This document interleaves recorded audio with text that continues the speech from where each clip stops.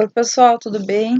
Hoje estou aqui para fazer mais uma videoaula para vocês da matéria de Introdução à Computação, onde a gente vai continuar o conteúdo de sistemas operacionais. Na aula anterior, a gente viu o conteúdo do sistema operacional proprietário, também designado pela matéria como Windows, né, ou proprietário. Então, hoje a gente vai começar a falar um pouquinho sobre o sistema operacional livre, ou também que a gente designa como Linux, ok? A aula anterior era sobre comandos. Se alguém não conseguiu fazer alguma atividade, é só mandar e-mail. Alguns de vocês já me mandaram. À medida que vocês vão me mandando, eu vou tentando responder vocês, tá? Então, não se acanhem, mandem mensagem caso não consigam fazer alguma coisa, ok? Outra coisa, a aula de hoje vai ser um pouco mais teórica sobre o sistema operacional e a próxima a gente vai para prompt de comando também, ok? Então, essa semana vai ser um pouco mais light o conteúdo. Então, dentro do conteúdo da unidade 5, a nossa última unidade, né, a gente tem sistema operacional livre, e dentro do sistema operacional livre a gente vê sobre interface gráfica, discos, pastas e arquivos, personalização, e o último conteúdo, que é a próxima aula, vai ser o prompt de comando, tá? Então, esses conteúdos de hoje, eles estão entrelaçados no que eu vou, ao decorrer da aula, falar para vocês, tá? Então, o que é o Linux, né, o sistema operacional livre?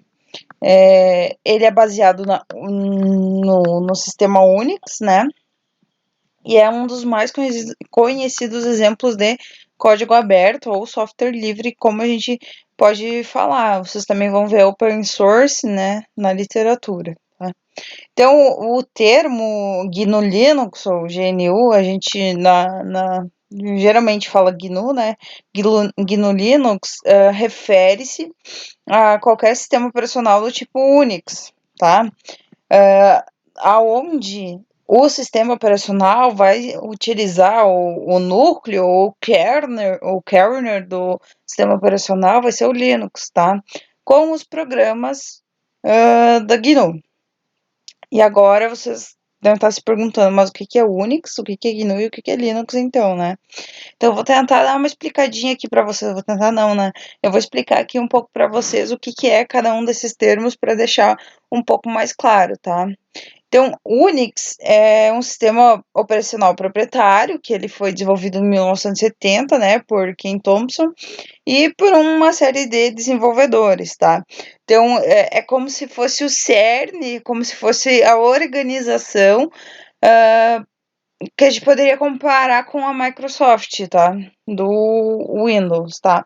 Então, o Unix é o início de um sistema operacional, onde no início dele ele era proprietário, né? Não era open source, e hoje a gente tem ele como open source, tá? Então, a gente faz uma analogia como se fosse a Microsoft para Windows, tá? E o Linux em si, ele é o kernel, ele vai ser um núcleo, ou seja, ele vai ser a inteligência, o modo que esse sistema operacional vai funcionar, tá? Então, em 1991, o Tom Valls, vocês já devem ter ouvido falar dele, quem usa Linux, né? Foi ele que iniciou a base do sistema operacional Unix baseado em Linux, né? Onde ele tinha um projeto pessoal e que ele achou necessário apresentar para os colegas programadores, né, junto com o Richard Stallman, que é o desenvolvedor do projeto da GNU, tá? Então, o que aconteceu? A Unix tinha um sistema operacional e o nosso querido Tom Valtz foi lá e disse, olha, eu tenho na verdade, ele não foi com nome, né? Porque o nome surgiu baseado no nome dele, que é Linus, o nome dele. Então saiu o Linux ali do sistema que ele estava propondo para Unix, tá? Então o que aconteceu? Ele foi lá e mostrou qual que era o cerne do sistema, ou como que o sistema operacional que ele estava propondo tinha a missão de trabalhar, né? Qual que era a função dele. E para conseguir comprar ou conseguir vender o produto dele, ele acoplou ao Linux o projeto do GNU, que basicamente era os aplicativos, as funcionalidades dentro do sistema operacional, né? Então, o Linux é o cerne, né? É como que o nosso sistema operacional vai trabalhar, e o GNU são as nossas regalias, as nossas ferramentas de trabalho, tá? Dentro do sistema operacional. Então, o GNU ele foi criado por Richard Stallman, né? E ele basicamente tinha função na época, e hoje ainda tem, de oferecer ferramentas básicas para o sistema operacional, que, por exemplo, é um interpretador de comandos, né, dentro do prompt, utilitários, bibliotecas, compiladores, ou seja, todas as funcionalidades para que o sistema operacional execute programas, o processador consiga funcionar da melhor forma possível para determinadas funcionalidades, né? Atualização de bibliotecas para a execução do sistema operacional e de programas do sistema operacional, né? Então, todos os sistemas operacionais Linux, eles têm a base do programa do GNU para execução, tá? Então, agora, falando tudo que eu falei, eu acho que vai ficar mais fácil vocês entenderem o que é o GNU Linux, que se refere a qualquer sistema operacional do tipo Unix, né, como se fosse a Microsoft, que utiliza o kernel Linux e também os programas do sistema do GNU, tá? Então, o modo de operação de tudo é o Linux, ou seja, o núcleo, o cérebro do sistema operacional é o Linux, e as regalias, os modos e as funcionalidades dentro do sistema operacional é o GNU. Tudo isso baseado no Unix, tá? Então, é esse o resumo do sistema operacional livre Linux, tá? Então, frequentemente, a gente chama o Linux de GNU Linux ou de Linux, né? São sinônimos as duas coisas. E a gente, ou vocês agora em diante, vão começar a perceber mais isso, que a gente tem mascote para o Linux, tá? Para o Windows a gente também tem um mascote, que é um gato de botas, né? O mascote do Windows, o Windows 10. Para o Linux, o nosso mascote é o pinguim, né? Que a gente tem um pinguinzinho bonitinho chamado Tux, né? Que é o símbolo do Linux. E o GNU é esse boizinho aqui com chifrinho. Na verdade, eu não sei direito se é um boi ou o que, né? Mas esse é o símbolo do GNU. Mas o que mais vocês vão ver é o símbolo do pinguim idealizado no Linux Torvalds, né? Idealizado nesse cara aqui é que surgiu o pinguinzinho, tá? O pinguinzinho é mais bonito que o cara. Então, o que é um software livre? A definição de software livre diz que é um programa de computador que pode ser usado, copiado, estudado, modificado e redistribuído sem restrições. Ou seja, a gente consegue fazer o que quer com aquele sistema e ainda passar para outras pessoas o que você alterou, tá? A maneira usual para a gente ter um software livre é licenciar ele, tá? Para que ele se torne um código-fonte, né? Ou seja, eu tenho um código-fonte do programa e as outras pessoas vão lá e pegam aquele código-fonte licenciado, né? Adaptado com direitos autorais e começa a mexer em cima daquele programa, naquele código-fonte, né? É basicamente essa idealização que tu tens hoje para programar um sistema operacional livre, né? Então pense assim, eu peguei uma versão, uma distribuição do Linux e agora eu quero programar em cima, eu quero fazer melhorias nesse sistema operacional. Vocês vão estar pegando um código-fonte licenciado, que tem direitos autorais de uma pessoa, e vão estar modificando ele, tá? Dentro de todos os termos legais, tá? Então, a licença de um software é um documento que vai determinar quais as ações você pode ou não executar em relação a um determinado software, tá? Então, essa licença, basicamente, ela vai levar em conta 4 diretrizes que definem que um software é livre ou não, tá? Então, vocês vão estar de acordo com uma licença de um software livre, que é o Linux, onde essa licença vai dizer que você tem a liberdade de executar o programa para qualquer propósito, que você tem a liberdade de estudar como funciona e adaptar para as necessidades, que é o exemplo que eu acabei de dar para vocês, né? Com acesso ao código, com acesso ao código-fonte, né? Ou seja, é um requisito dessa liberdade é ter o código-fonte para conseguir estudar e adaptar, né? Você tem a liberdade de redistribuir as cópias que você mesmo criou, né? A liberdade de aperfeiçoar o programa e liberar os seus aperfeiçoamentos, né? Então, você tem a liberdade de modificar o modo que você quiser, né?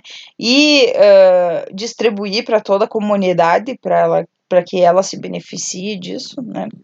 Então, no momento que você fizer isso e ele se tornar um código livre fonte, ou seja, você atualizou o código fonte e ele se tornou o novo código fonte, você vai ter direitos autorais e você vai ter aqui a mesma legalidade, né? Vai ter a mesma licença aqui para tornar o código fonte disponível padrão, tá? Para que tudo isso ocorra, a gente tem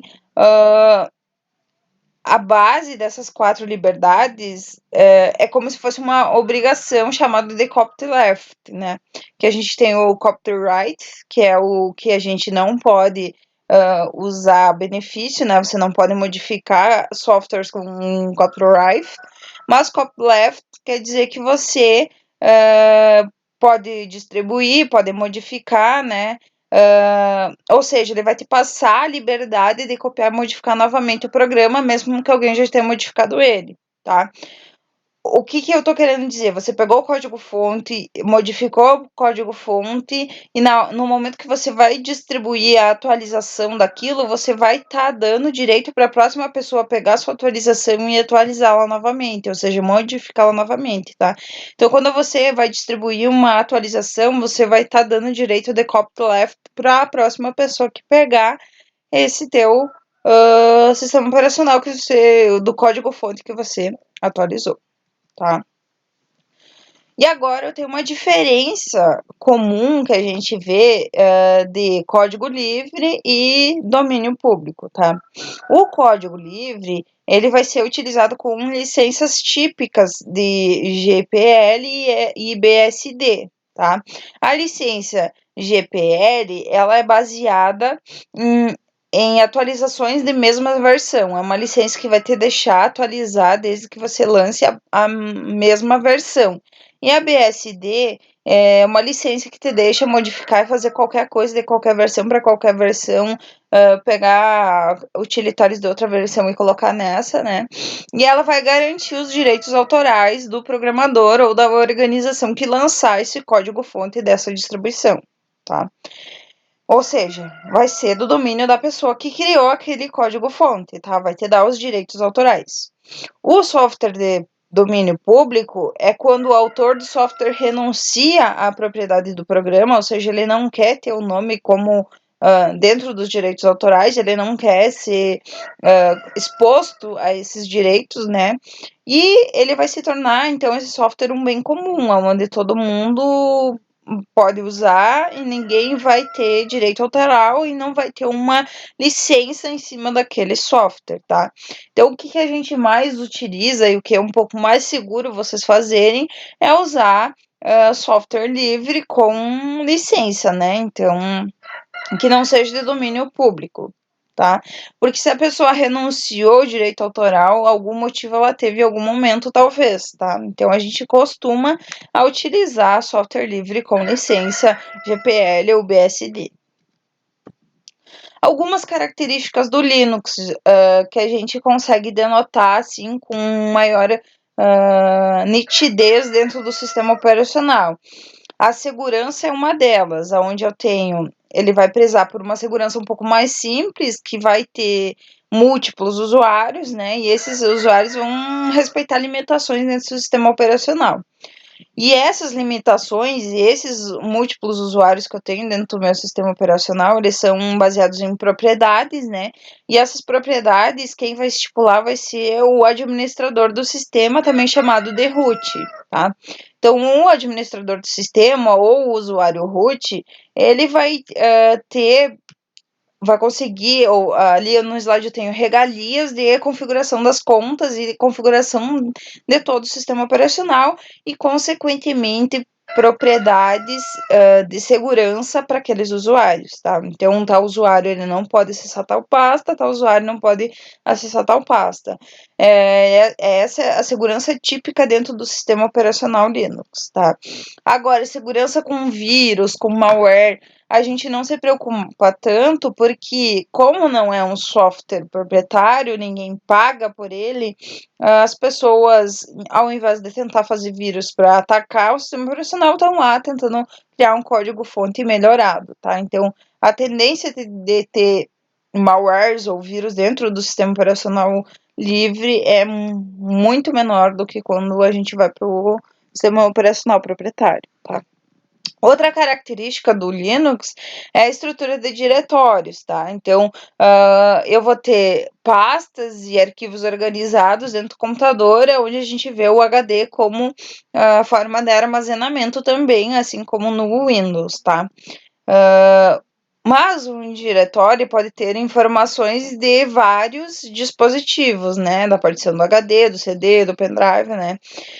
E toda vez que eu acessar uma dessas informações em qualquer um desses dispositivos, na verdade é como se eu estivesse acessando o dispositivo e não o sistema operacional. Então a forma de acesso é um pouco diferente de um sistema operacional para o outro, tá? Então ele não é carregado para dentro do sistema operacional as informações, é como se eu estivesse acessando externamente aquele dispositivo. E esse processo é chamado de montagem, tá? Então toda vez que eu acessar o HD, eu faço um processo de montagem do dispositivo para que eu consiga acessar a informação, tá? E a estrutura, de uma forma geral, dos diretórios dentro do Linux é a chamada em árvore, né? Então, eu sempre tenho uma base, e aquela base eu tenho distribuição de ramos daquela árvore com pastas e arquivos dentro, né? Então, basicamente, a nossa árvore, ela é baseada já em... a parte inicial, o topo da árvore é a nossa barra, né? A barra é a hierarquia primária do nosso sistema operacional, tá? Então, o diretório root é como se fosse a nossa barra, tá? Deixa eu mostrar aqui um exemplo para vocês.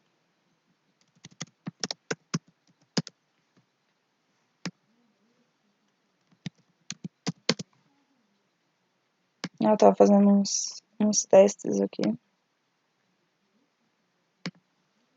Eu já falo um pouquinho mais sobre...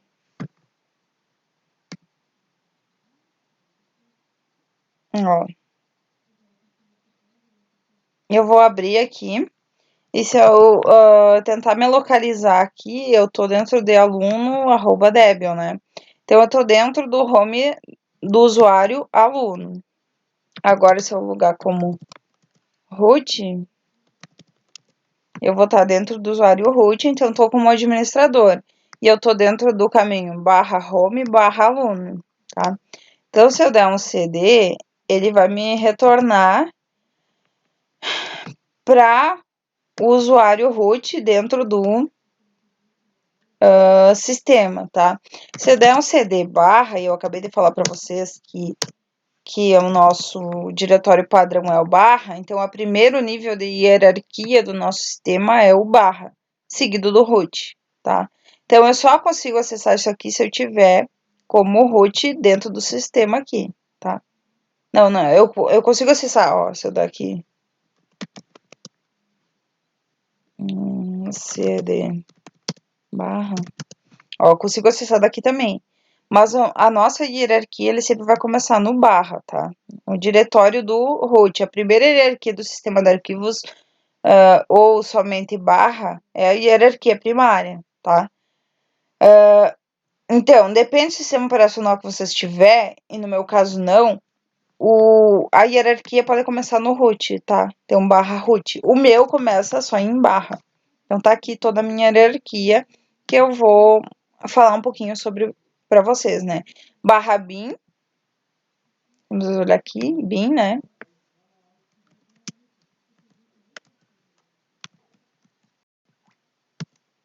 Bin, né? E eu tenho um aglomerado de informações ali dentro. O bin, gente, ele vai salvar os binários executáveis dos usuários, ou seja, os programas executáveis que eu tenho dentro do sistema operacional. O boot vai salvar arquivos do boot do sistema. O dev vai salvar arquivos dos dispositivos do sistema que eu tenho. O etc vai salvar informações do sistema.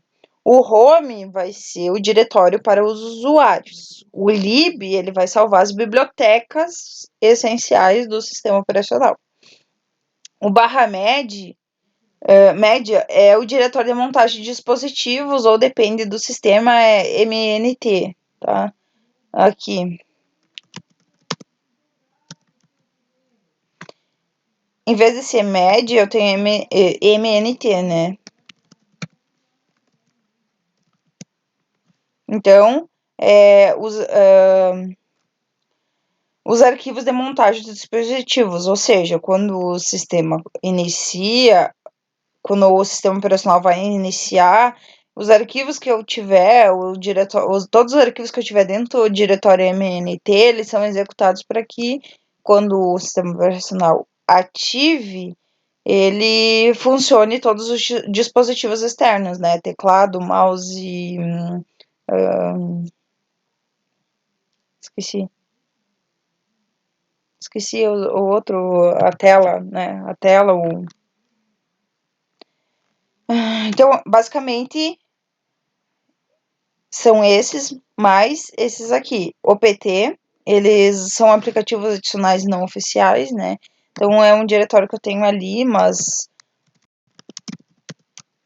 CD OPT. Se a gente olhar aqui, ele não tem nada dentro, né? Então, eu posso manter ou não informações ali dentro.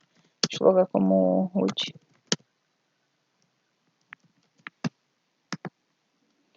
SBIN são binários executáveis do administrador, né? Quando a gente olha aqui, o BIN é dos usuários, o SBIN é do administrador.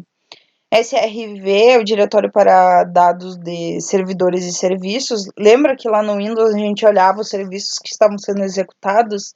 Basicamente é esse diretório onde eu mantenho os serviços que o sistema operacional executa para que o funcionamento seja adequado. O TMP, né, o temp que a gente chama, é o diretório de arquivos temporários que são mantidos ali, por exemplo, CD.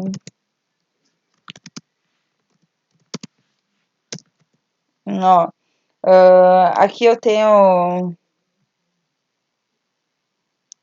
aqui algumas configurações de cor, de tempo. Então são arquivos temporários sendo executados dentro do ACCH aqui, sendo executado dentro do sistema operacional, o que vocês, usuários mesmos, podem executar. O USR, o User, reúne as bibliotecas executáveis e documentação do sistema operacional, né? Então,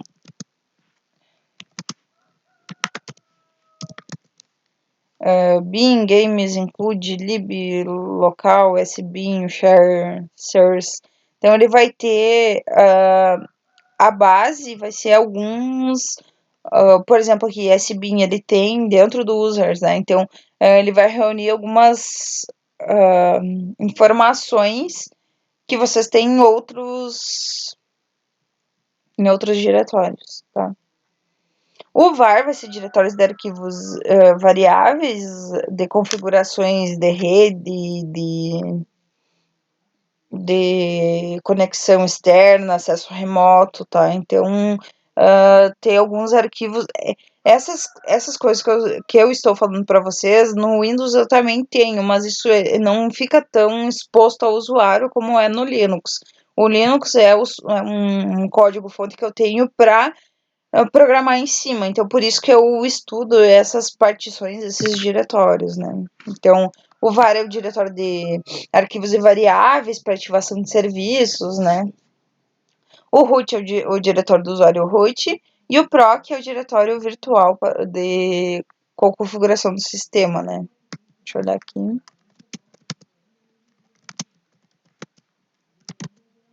Então, eu tenho configurações do sistema, né? Timer, Lux, deve ter logs também, tá? Então, são algumas configurações do sistema que eu tenho dentro do meu proc.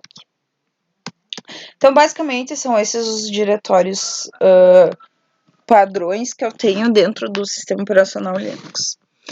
Depois eu tenho uma série de distribuições do sistema operacional, né? Mandriva, SUSE, Ubuntu, Kubuntu, Ghetto, Slackware, o Linux, né? O Debian, o Fedora, o Mint, o Kittles, o Ubuntu, o CentOS, Debian, tá, gente? Então, tudo isso aqui é como se fossem versões do Windows, mas a gente denota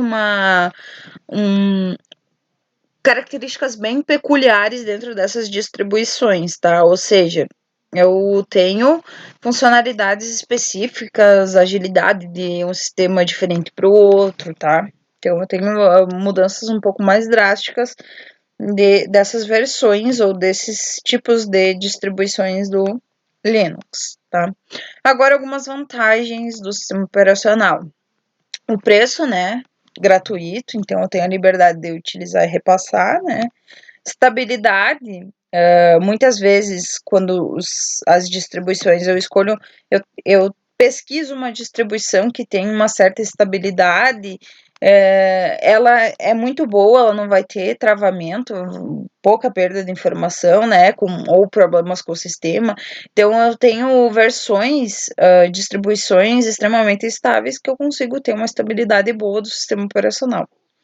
Uma interface amiga, muitos dizem que não, né? Mas ela tende e está melhorando ultimamente, nos últimos anos, com uma interface um pouco mais bonita e amigável, né? E com configuração como se fosse o Windows, né?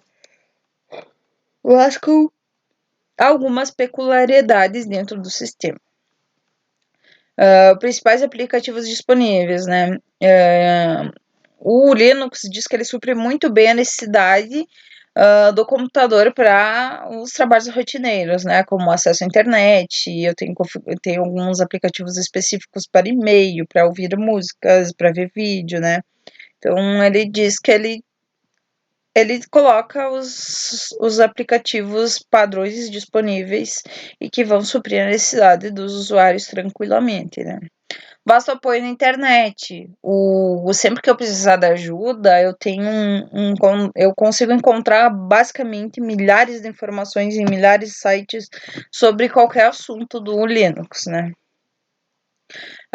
Não é vulnerável a vírus, né? Então eu já havia comentado com vocês que o vírus no Linux é muito difícil ter e é uma das grandes vantagens para a gente utilizar o sistema operacional livre. Agora, algumas desvantagens, a instalação e a configuração. Muitas vezes, quando a gente vai instalar o sistema operacional no nosso computador, pode ocorrer algum rompimento do arquivo, alguns erros, né? Mas, ultimamente, a gente já está muito mais atual na distribuição de uma instalação um pouco mais facilitada, né? Onde eu tenho uma instalação prévia e depois, após o acesso à internet, consigo ter uma instalação mais aprofundada do sistema operacional e as pessoas estão tendo menos dificuldade, né? A falta de padronização de uma distribuição para outra. Muitas vezes as pessoas estão acostumadas dentro de uma distribuição e quando vão para outra, eu não tenho um padrão de conteúdo, né? Então, muitas vezes eu tenho que usar o prompt de comando e o usuário tem que ser um pouco mais um usuário intermediário ou avançado para conseguir ver ou conseguir acessar as mesmas funcionalidades, né? A instalação e remoção de aplicativos. A gente da área de informática geralmente usa o prompt de comando para fazer isso, mas o Linux ele dispõe, né, uma uma área de instalação e remoção de aplicativos, né? Mas ainda eu tenho também uma falta de padronização nessas áreas para instalação de aplicativos no sistema operacional. Falta de aplicativos específicos. Muitos profissionais eles precisam de aplicativos específicos, né, como CorelDRAW, Adobe Photoshop, AutoCAD. E o Linux impede o uso de alguns desses, né? Ultimamente a gente já tem conseguido no Ubuntu, no Debian, algumas distribuições um pouco mais estudadas, a gente consegue ter já alguns desses aplicativos, né? Mas um empecilho é que eles muitas vezes não consigo usar todos os aplicativos que eu preciso para trabalhar, tá?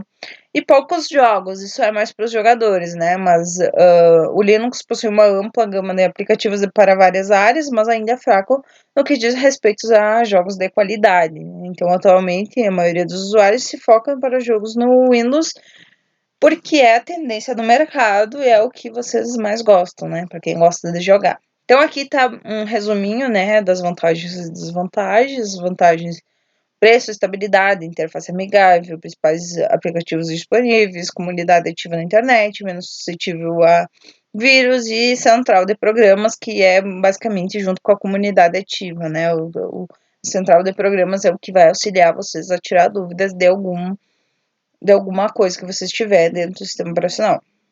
As desvantagens: instalação e configuração, falta de padronização, falta de aplicativos específicos e poucos jogos. Vamos para o próximo conteúdo. Então, o modo de operação do meu sistema operacional. Eu tenho 2 modos de operação dispostos na internet para vocês fazerem download. Eu adicionei lá no Moodle para vocês uma ISO do VirtualBox de novo, assim como no Windows, eu disponibilizei no Linux, eu tô fazendo o mesmo padrão, tá? Então, o modo texto e o modo gráfico, ele tem alguns prós e contras, né? O modo texto, ele também é chamado de terminal ou console do Shell ou Shell, né? Então, ele vai se tratar de apenas ou seja, apenas vai ser disposto ao usuário um interpretador de comandos, né? Então, a interação com o sistema operacional que o usuário tem é apenas pelo teclado e a resposta impressa na tela, né? Então, muitas pessoas, elas têm a dificuldade de usar esse sistema operacional porque não têm habilidade de trabalhar em linha de comando, né? Então, o modo texto ele é mais leve e geralmente a gente instala ele quando quer fazer alguma conexão com rede, para fazer algum teste, né? Então, eu uso muito no VirtualBox para esse tipo de coisa. Agora, se você vai ter um sistema operacional para usar no dia a dia, o indicado é vocês utilizarem o modo gráfico, né? Que é o segundo modo de operação do sistema. Então, o favorito pelos usuários é o modo gráfico, né? Principalmente para os iniciantes intermediários, porque ele é bem mais intuitivo e é muito a cara do Windows também, né? Então, nesse modo, a comunicação não é apenas pelo teclado, mas também pelo mouse, né? E a exibição das atividades na tela também, né? Mais intuitivo, com ícones. Então, basicamente, são esses os dois modos de operação do sistema. Agora, eu vou falar um pouco mais sobre o sistema operacional e eu vou estar nos slides falando sobre a versão 17.10 do Ubuntu, né? E lembrando que em 2 vezes no ano, em abril e em outubro, eu tenho atualizações do Ubuntu. Mas eu vou estar falando sobre aqui nos slides sobre a versão 17.10 do Ubuntu. E na aula aqui eu tô com o Debian 9, tá? Então, eu vou estar mostrando os dois sistemas, as duas distribuições para vocês, tá? Então, a primeira coisa que a gente tem, que eu acabei de sair ali do meu VirtualBox, é a tela de bloqueio, né? E para que eu consiga ali, exige pressionar alguma tecla ou dar um clique para inserir a senha. Então, quando ele fica bloqueado, ele fica ali com a imagem da data e a hora na frente, e você pressiona ou clica em alguma tecla para ativar a tela de desbloqueio, e vai ser parecida com essa, né? Onde eu tenho o nome do usuário e a senha, e a opção, né? Se eu quero desbloquear ou quero cancelar, ou iniciar a sessão com outro usuário, tá? Depois de eu logar, então eu tenho minha área de trabalho. Então é a área destinada para a abertura de ícones, né, e janelas e programas, né? Então eu vou adiantar aqui para vocês que no meu Debian eu não tenho esse ícone aqui que é bem parecido com o do Windows, né? Mas o Ubuntu tem, tá? Então, quais são as configurações iniciais da nossa área de trabalho? Eu tenho a barra superior aqui, que vai ter a configuração de data e hora, né? Eu tenho os meus indicadores de rede, de som, de bateria. Eu tenho, então, a área de trabalho, né? Que é a cor laranja exposta. Eu tenho o painel inicial aqui, parecido com o do Windows, né?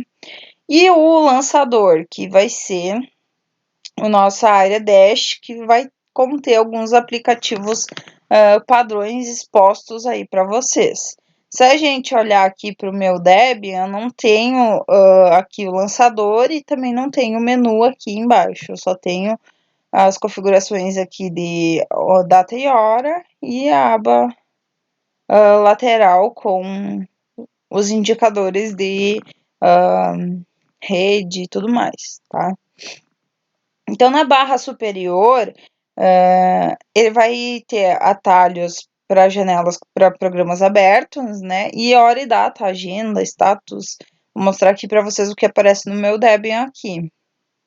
Aqui eu tenho notificações e minhas datas, né? E relógios, horas na abinha superior ali. Depois, eu tenho nessa mesma aba os meus aplicativos, né? Ou seja, vai exibir ali, não dentro, não quando eu clicar nela, mas vai exibir, caso eu abrir aqui algum aplicativo, vai ficar exposto aqui na aba lateral superior aqui, ao lado esquerdo, o aplicativo que estiver aberto, né? Assim como eu tô dizendo aqui no slide, né? A barra superior exibe o menu do programa ativo, tá? Então, deixa eu... Ó, ficou ali o programa que está ativo no momento que eu estou utilizando.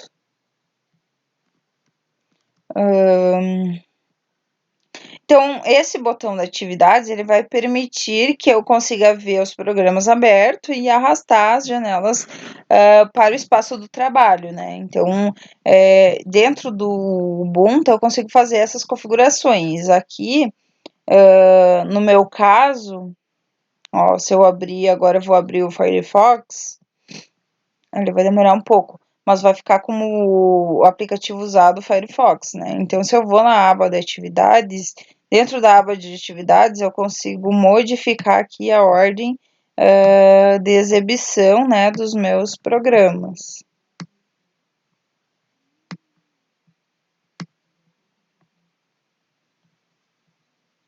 Vou para cima aqui. Então, quero exibir esse aqui na frente, tá? Depois eu tenho espaço de trabalho. Nessa barra lateral direita, ele vai reunir as diversas áreas de trabalho que eu tenho, né? Então, se a gente olhar aqui em atividades, aqui eu tenho as áreas de trabalho, tá? Então, eu tenho essa área de trabalho que eu estou usando aqui, eu tenho uma limpa ali para caso eu queira utilizar.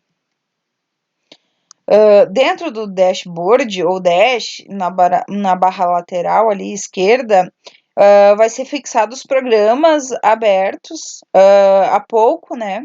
E alguns padrões que eu tenho também vão ficar ali, tá? Quando o programa vai ser aberto, ele aparece temporariamente ali, e eu posso remover ele dali, né? Então, por exemplo, Deixa eu apagar esse e esse, tá? Então, aqui, o meu LibreOffice, se eu não quero que ele apareça ali, eu clico com o direito nele, eu mando remover dos favoritos e ele para de aparecer ali para mim como uma opção de programa, tá? Depois, esse menu não tem como mostrar para vocês ali, mas ele vai mostrar os aplicativos, né? O acesso aos aplicativos instalados e ferramentas do sistema. É semelhante ao menu iniciar do Windows, né? Então, parecido com isso, eu tenho aqui isso aqui, tá? Então, eu tenho essa abinha aqui na parte inferior minha, mas dentro de aplicativos, tá? E aqui dentro, ele vai ter a opção de todos e frequente, né? Então, se eu deixar em frequente, vai ter os aplicativos que frequentemente, ultimamente, eu acessei. E se eu deixar em todos, vai ter todos os aplicativos do sistema operacional já instalados, tá?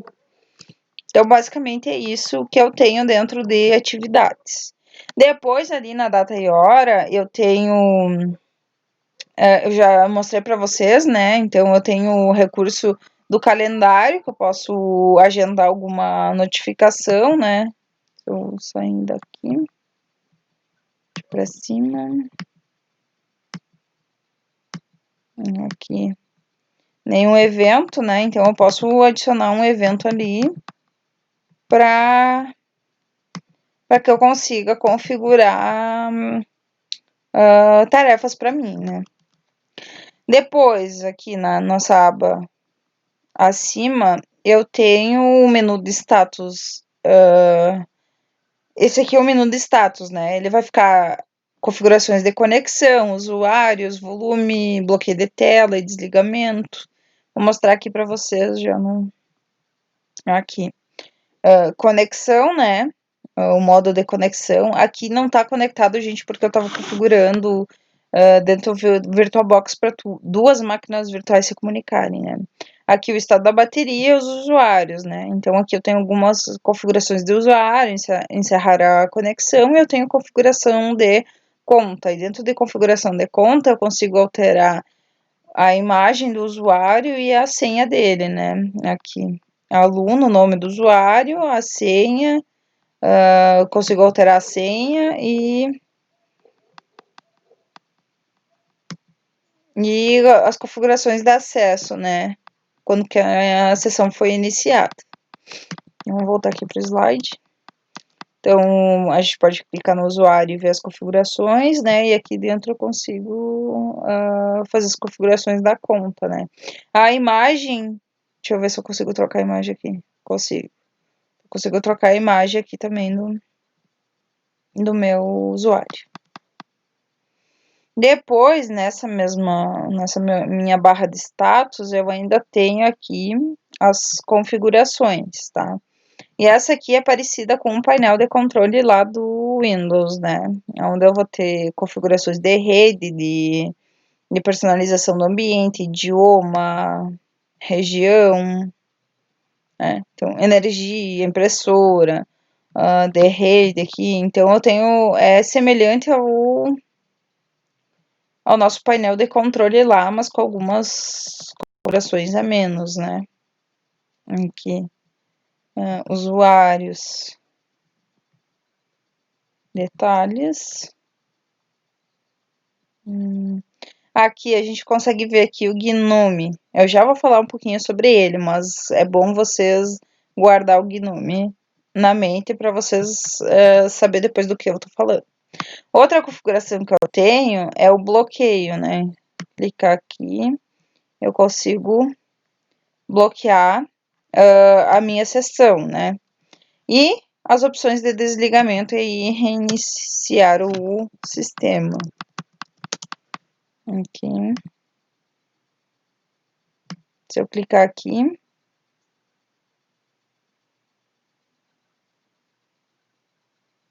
então ele está me pedindo se eu quero cancelar, reiniciar ou desligar, tá? Então eu posso bloquear, reiniciar ou desligar o sistema operacional. tá?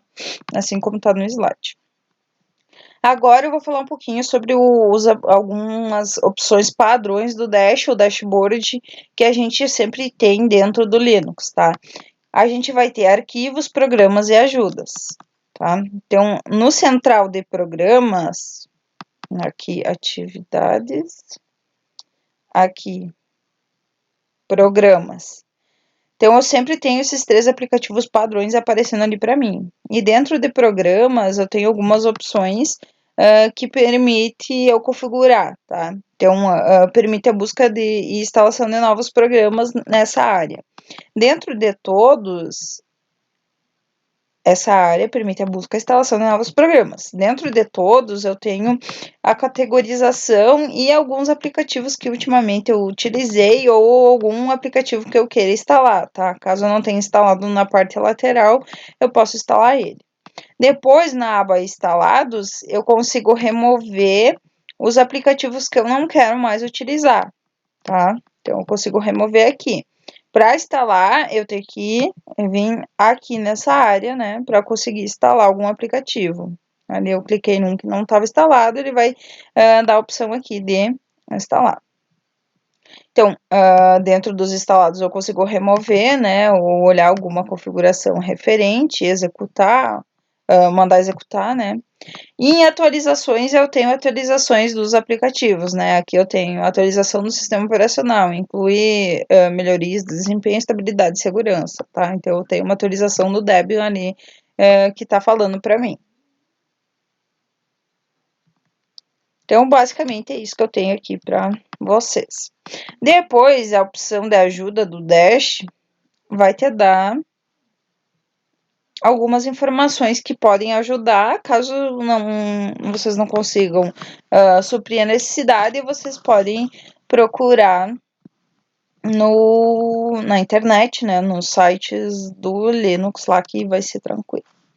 E o nosso gerenciador de arquivos, que vocês devem lembrar sobre o Windows, né? Então, o nosso gerenciador de arquivos no Linux é bem semelhante ao do Windows, onde eu tenho uma organização de pastas dos usuários, né? Então, o nosso modo de gerenciamento de arquivos dentro do Linux, ele é baseado em janelas e elementos, né? Então, ele vai trabalhar com esse conceito, né? E vai cada programa carregado em uma nova abinha aqui, tá? Então, ele não fica aparecendo que nem aparece aqui para mim. Ele fica carregado em uma aba dentro da atividades ali, tá?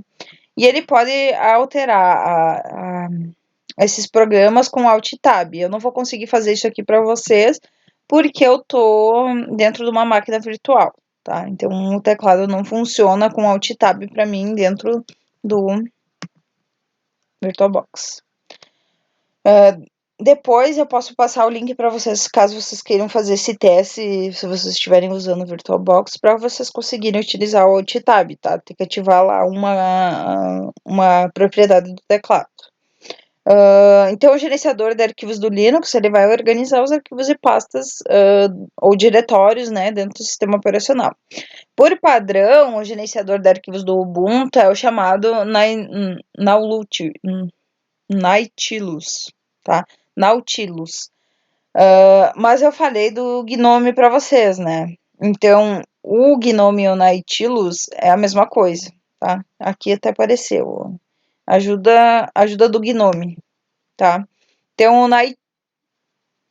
Nautilus é a mesma coisa que o Gnome. Então, é como se o Gnome fosse o nosso Explorer lá no Windows, né? O gerenciador de arquivos do Windows. Então, para que eu consiga acessar, eu tenho que acessar o Dash e a arquivos, ou pelo menu de aplicativos eu consigo acessar o meu explorador de arquivos, tá? E dentro do meu explorador de arquivos, eu vou ter a representação visual, né, das pastas, identificando pelo nome e a extensão, assim como eu já tinha, né, lá as extensões do Windows, né? Então, TXT, DOC, ODT, PDF, JPEG, BMP, GIF, BNG, as planilhas ODS, é um pouco diferente, né? XLS, SXC, apresentação de slides ODP, OTP, PPT, tá? Então eu tenho algumas diferenças, eu não tenho o X no final principalmente, tá? Então vamos aqui na nossa arquivos. Então aqui eu tenho, né, algumas configurações. Eu posso acessar aqui em propriedades para ver documento de texto, né? As permissões, leitura escrita, tá? Então aqui eu tenho algumas configurações do meu explorador de arquivos, né? A pasta pessoal que eu tenho de armazenamento do disco, né, do usuário em cada sessão, ela vai conter alguns diretórios padrões, que é documentos, downloads, imagens, modelos, músicas, público e vídeos, tá? É assim como tá aparecendo aqui. Área de trabalho, né? Documentos, downloads, imagens, modelos, músicas, públicos, vídeos, tá?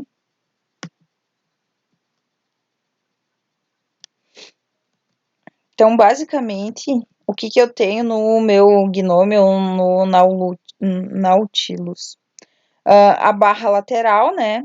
Que vai ser os atalhos, as pastas mais utilizadas, os arquivos do sistema, a lixeira e também as mídias removíveis eu vou ter ali. Então, nessa abinha aqui, opa, aqui, tá? Lixeira, e aqui eu posso ter outros locais, né? Que é no caso dos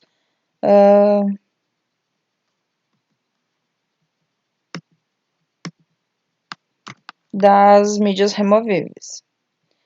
Depois eu tenho os botões de acesso, né? Que é o que vai percorrer as pastas, né? Aqui os botões de acesso é o que eu consigo me locomover dentro das pastas. Pois o diretório atual, que vai mostrar aqui em cima qual que é o diretório que está sendo acessado. A busca, que vai dispor a busca de informações dentro, né? Permite visualizar em que pasta você se encontra. Não, permite buscar os arquivos e pastas. Visualização, vai dispor o modo de visualização que você quer ter no sistema, né? E o menu, que vai permitir criar novas pastas, alterar o zoom, alterar o modo de ordenação das pastas na área de exibição, né? Então, o menu aqui. Vamos olhar aqui. Pesquisar, né? Teste. Aqui, o modo de exibição. E o menu, né? Que é parecido com o que eu tinha lá no Windows, né? Mas lá eu tinha uma busca um pouco mais com algumas configurações a mais. Mas eu consigo colocar aqui a ordenação por tamanho, né? Por tipo, pela última modificação. E assim eu consigo configurar alguns modos padrão de exibição dentro do Gnome. Tá? E ainda eu tenho os botões de maximizar, minimizar e fechar aqui. No Debian eu só tenho de fechar, tá? Deixa eu abrir de novo, vamos ver se... no Debian eu só tenho de fechar. Não consigo maximizar nosso gerenciador de arquivos. Então, uma observação. No Windows, o nosso gestor de arquivos é o Windows Explorer, né? No macOS, na Apple, é o Finder. E no Linux são vários, né? Então, o Gnome ou Nautilus, Dolphin, Tuner, Nemo, são alguns exemplos, né? O Nemo, por exemplo, é usado muito no Mint. Então, eu tenho algumas variações do gerenciador dentro do sistema operacional. E por último, vamos falar de alguns aplicativos padrões que eu tenho dentro do Linux, né? O Mozilla Firefox é um, né? Que é semelhante ao Explorer ou o Edge do Windows 10, né? O editor de texto é o nosso Gedit dentro do Linux, né? E semelhante ao bloco de notas no Windows. O LibreOffice Cálculo é semelhante ao Excel no Windows. O Write é semelhante ao Word, né? E o LibreOffice Impress é semelhante ao PowerPoint. Depois eu tenho calculadora, né? Calculadora. Shotwheel, que é o visualizador e organizador de imagens. A gente clica aqui.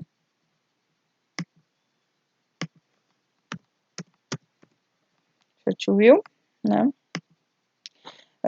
Writing Box é como se fosse o Media Player do Windows, né? Ele vai auxiliar na reprodução de arquivos de música. Writing Box. E o Thunderbird, que é o gerenciador de e-mail padrão. Por isso que eles dizem que eles que oferecem. Eu acho que no Debian não tem. Thunder.